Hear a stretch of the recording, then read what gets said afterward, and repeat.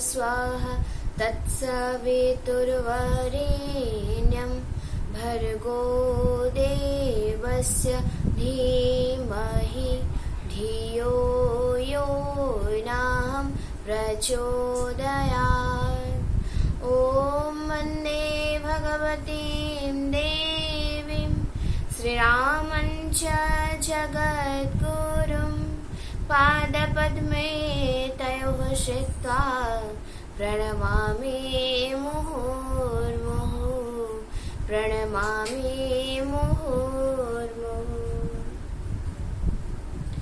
परम पूज्य गुरुदेव वंदनीय माताजी गायत्री माता चरण कमल शत शत नमन वंदन करी आपण मानकु आजिर प्रयास को मो स्वागत जनाऊँ। बंधुगण एबे संसार रे एबे समाज रे समस्त भितर किछि ना किछि खराब गुण रही। प्रत्येक व्यक्ति भितर किछि ना किछि खराब गुण रही, किंतु सेही खराब गुण को आम देखी आम निज भितर आम मनांतर करुचे। वास्तविक क्षेत्र में देखा गले आजिर जो परिस्थिति रही, आजिर जो समाज रही, सेठी किए कहार शत्रु हुंतु ना कहीं परिवार परिवार भितर आम शत्रुता सृष्टि कर दौचे। आज भाई भाई होनी, भौणी भौणी होनी, माँ बापा छुआ मानकर होना, छुआ बापा माँ मानकर, बापा माँ मानकर होना। ये जो डिस्टर्बेंस आज फैमिली रे बहुत देखा दौचे। तो परिवार रे सब बड़े परिवार रे भिन्न मत रही पारे, भिन्न सदस्यंकर भिन्न भिन्न मत रही पारे। मतांतर हवा ठीक अच्छी, कौन सी टॉपिक अच्छी, कौन सी विषय वस्तु अच्छी जहाँद्वारा कि आम आम मत रखिपर, आम भितर मतांतर हो पार, क्या मत ठीक क्या मत भूल ता तो दूर कथा, कि आम आमर व्यू रखिपर। बट मतांतर जदि मनांतर कन्वर्ट हो जाए तेरे परिवार फाट सृष्टि। मतांतर मतांतर हिसाब रहा दरकार, मतांतर मनांतर हवा कथा नुहे।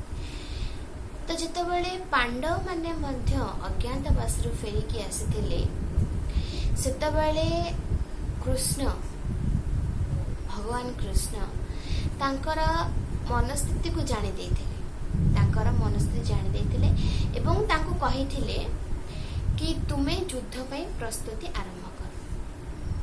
तो समस्ते टिके शॉक हो गले, समस्ते टिके आश्चर्य पचारे मैं तो एबे ही अज्ञातवास आसचु, तो एते शीघ्र युद्ध हम बोली एवं युद्ध हम बोली आपण एते श्योर केमिति, एते दृढ़तार सहित केमिति कहउचंती। तो सेठी श्री कृष्ण कहिथिले कि मु तुम मानक सांगे रे अछि, काहे कि मु तुम मानक सांगे रे अछि, काहे एति पाई नुहे कि तुमे मो संपर्कीय बा तुमे मो अर्जुन मो सांग, कि तुमे मो परिवार को रिलेट कर, से नुहे। मु तुम सांगे एइथिपाई अछि काहे तुमे धर्म रे अछ, एवं धर्म जोठी अछि मु सेठी अछि।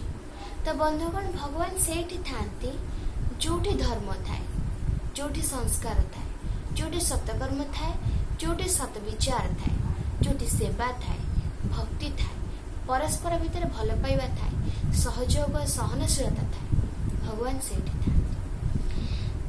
तो भगवान कृष्ण पुणी कहले तुम्हें माने होच 5 जन, किंतु तुम मानकर मन एक। तुम्हें माने 5 जन किंतु तुम मानकर मन एक, तुम मानकर निष्पत्ति मध्य एक। तुम्हें जहाँ चिंता करुच, तुम्हें जहाँ करुच, तुम्हें विचार करुच, विमर्श करुच, परस्पर सहित कथबार्ता होच, जोटा ठीक तुम्हें सेटा ही करुच। तेणु तुम्हें माने सब किछि फिक्स कर सारा परे से काम को तुम्हें आगु को नौच, तो तुम मानकर विचार मध्य एक। किंतु कौरव माने कौन ना 100 जन हेले भी तांका मन सब बेले अलग अलग फाट सृष्टि होता भितर।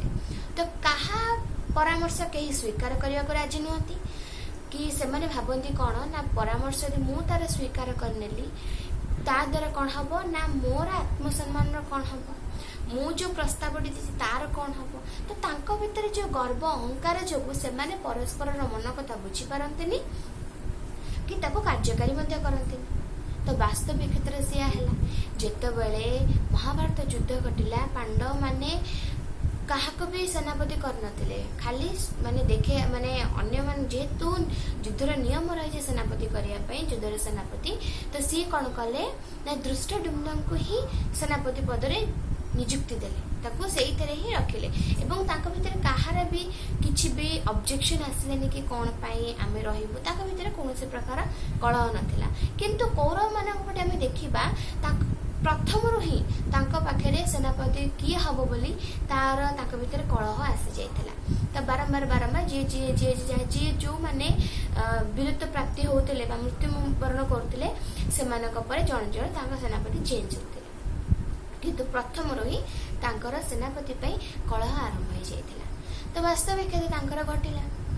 तो बंधुगण कहिबार अर्थ होछि या कि जदि आमे घास को एकाठी करिबा ताहले जाइके आमे दौड़ी तैयारी करि परिबा।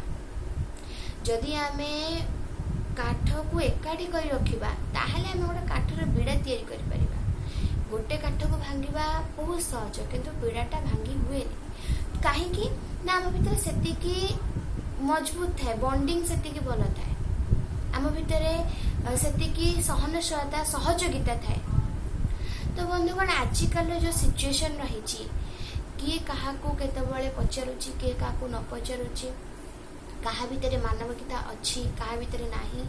तो प्रथम कथा आमे आम परिवार भितरे आम संपर्क भितरे आम बंधु मानक भितरे सेतिकी सहयोगिता करवा दरकार सेतिकी सहयोगिता रखिबा दरकार। आमे काहाको सहाय्य कले कि आमको सहाय्य करिवो।